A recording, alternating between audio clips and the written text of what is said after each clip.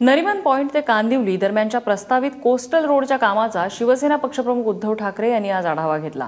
यावेळी मुंबई महापालिकेचे आयुक्त अजय मेहता, युवासेनेचे अध्यक्ष आदित्य ठाकरे यांच्यासोबत पालिकेचे इतर अधिकारी देखील उपस्थित होते।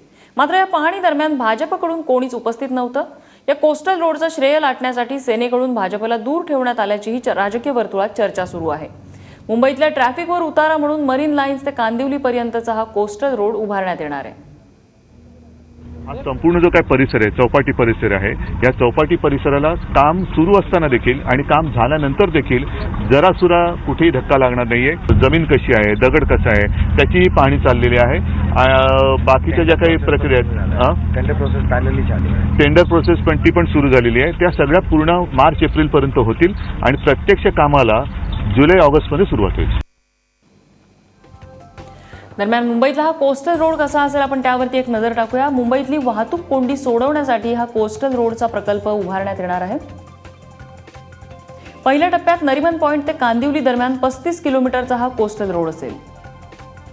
कोस्टल रोडसाठी समुद्रातल्या 42 हेक्टर क्षेत्रात भराव घातला जाणार आहे। पहिल्या टप्प्यासाठी 8,500 कोटी रुपयांचा खर्च अपेक्षित आहे। मुंबईतल्या पायाभूत सुविधांसाठी राखीव निधीतून उभारणार आहे हा कोस्टल रोड। मुंबईतल्या कोस्टल रोडसाठी केंद्राकडून CRZ नियमातही बदल करण्यात आलेले आहेत।